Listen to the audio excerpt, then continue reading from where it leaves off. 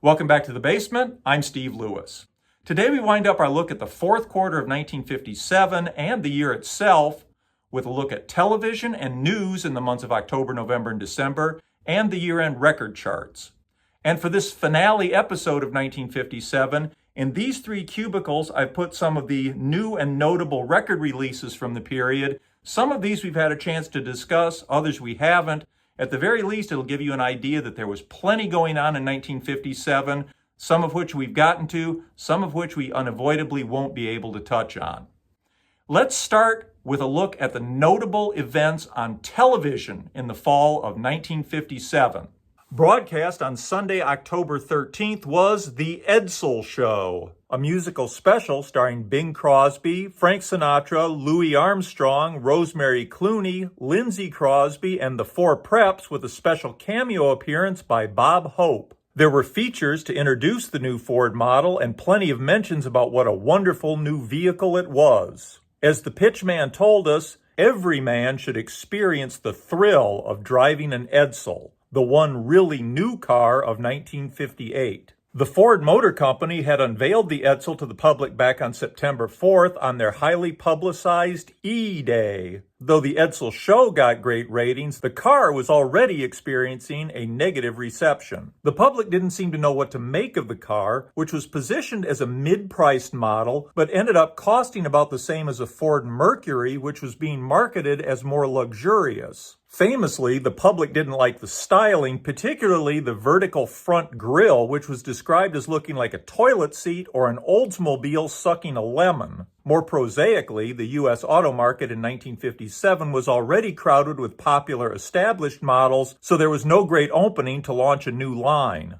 Of course, the Edsel will famously flop, finally ending production in the 1960 model year, and will become synonymous with marketing failure for decades to come.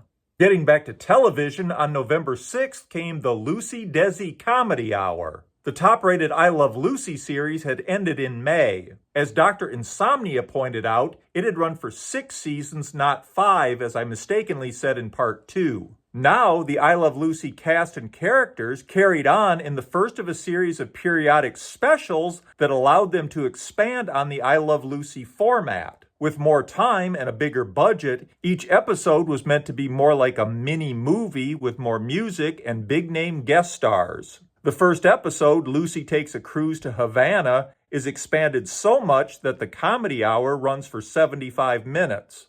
On December 1st, Buddy Holly and the Crickets make their national television debut, appearing on The Ed Sullivan Show, performing the new Buddy Holly hit, Peggy Sue. Also on Ed Sullivan that night, the Rays perform their hit, Silhouettes, Bobby Helms does his hit, My Special Angel, and Sam Cooke sings You Send Me and For Sentimental Reasons. On Tuesday, December 7th, the Nat King Cole Show features guests Billy Eckstine and the Cheerleaders with Nelson Riddle and his orchestra. As we've seen, Nat King Cole was a massively popular entertainer. His half-hour music show had started as a summer replacement and, after good ratings, had been picked up for the fall. Despite promising ratings, the show had been unable to attract a national sponsor, reportedly because advertisers feared a backlash to Cole having his own show from a significant number of white viewers in the South. The show had gotten by for a time with a patchwork of local sponsors and big-name guests like Harry Belafonte, Tony Bennett, Betty Hutton, Peggy Lee, Tony Martin, Ella Fitzgerald, and Frankie Lane,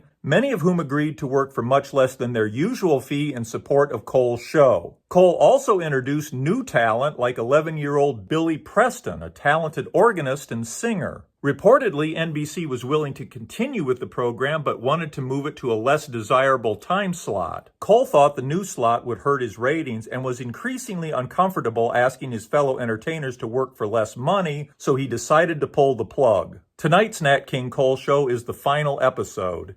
Sometime late in the year came the premiere of Sea Hunt, a syndicated series starring Lloyd Bridges as scuba diving adventurer Mike Nelson. Because he spent a lot of time alone aboard his boat, the Argonaut, or underwater, the series featured a lot of first-person voiceover exposition from Bridges that gave it the feel of a radio show with pictures. With my breathing tubes severed, I knew I had only moments before I would lose consciousness. It'll run until 1961.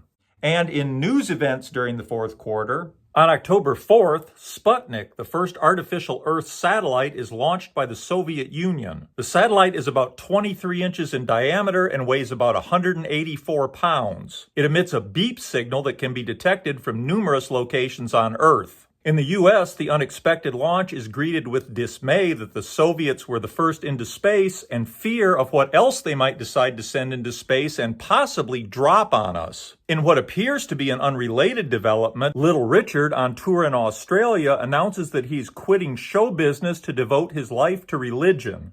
In the 1984 biography, The Life and Times of Little Richard, he says he had an epiphany on stage in Sydney when he saw a fireball that appeared to come directly over the stadium 200 or 300 feet above their heads. Richard said, "I got up from my piano and said, that's it, I'm through. I'm leaving show business to go back to God." A short time later, Richard said he learned that what he'd actually seen was the launch of Sputnik. Nevertheless, the decision stood. Little Richard had been talking about making this change for at least several months. Sputnik was clearly visible in Sydney, so the story might be true. On the other hand, Little Richard was certainly not above embellishing a story to make it better. In any case, his life of religion won't last. He'll soon return to showbiz, but sadly will never recapture the momentum of his early years. On November 3rd, the Soviets follow up with the launch of Sputnik 2. This one contains a dog, proving that it's possible for animals to survive in Earth orbit. Unfortunately, especially for the dog, the Soviets at this point have no interest in whether an animal can return from orbit. And turning to sports, on Friday, November 8th, the Hawthorne High School Cougars B team met the Culver City Centaurs in Culver City. Late in the game, with a very comfortable Hawthorne lead, Brian Wilson is sent in as quarterback and Al Jardine as fullback. In this photo, Brian, number 51, is in the back row to the right of the coaches. Al, number 45, is seated second from the right in the first row. A play calling for Bryant to pass the ball to Allen gets confused. Allen is tackled and injures his leg, possibly breaking it. Later reports on the injury vary.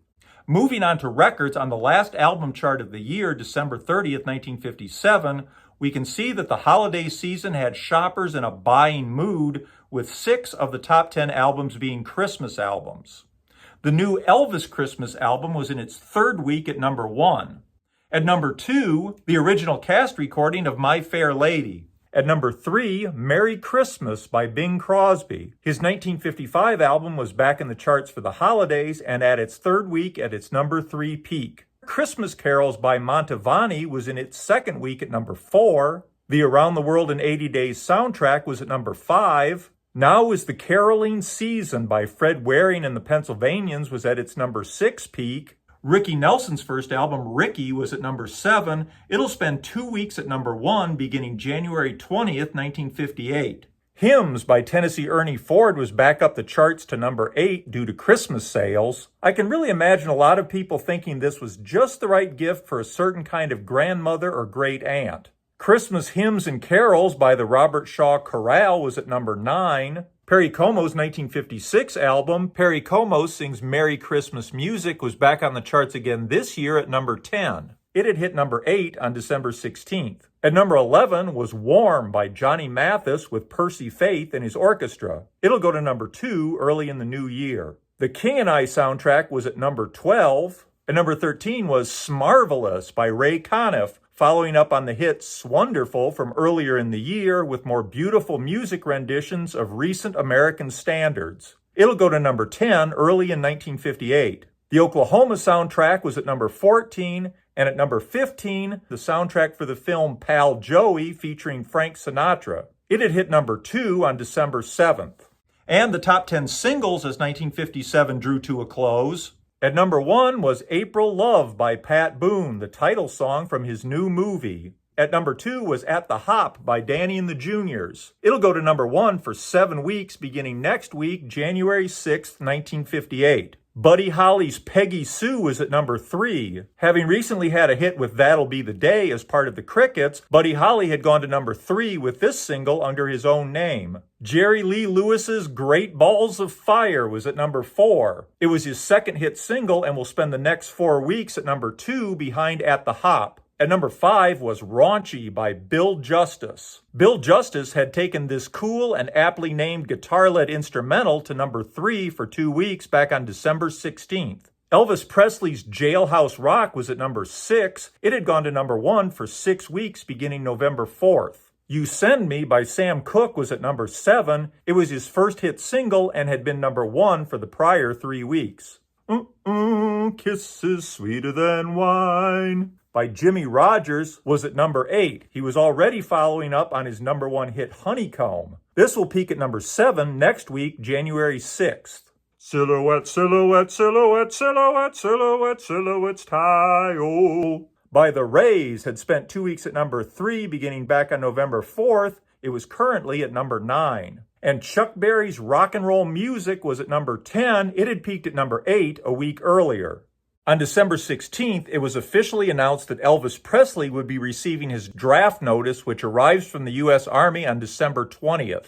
Elvis is due to be inducted on January 20th, 1958, but is granted an extension to finish his part in King Creole, which is already filming in Hollywood. He will enter the military service on March 24th for a 2-year hitch. Keen to avoid any appearance of special treatment, Elvis refuses offers floated by the military for special duties and privileges and will enter the service as a regular GI. And on December 31st, as they had for decades, crowds gather in Times Square to ring in the new year or join Guy Lombardo and his Royal Canadians, who had been hosting New Year's Eve festivities for nearly 20 years, first on radio, now on television. After the ball descends in Times Square that night to the strains of Auld Lang Syne, Guy Lombardo wishes everyone a Happy New Year from all of us and from Clairol, the first name in hair color. And so began 1958. I hope you enjoyed this long 5-part look back at the year 1957. As always, I look forward to your comments. Next week, I plan to look at some of the comments that have come in recently, and I might have another little surprise or two. We'll see how things work out. Meanwhile, thanks for watching. Please hit like. Please subscribe if you haven't. Have a great week. Bye.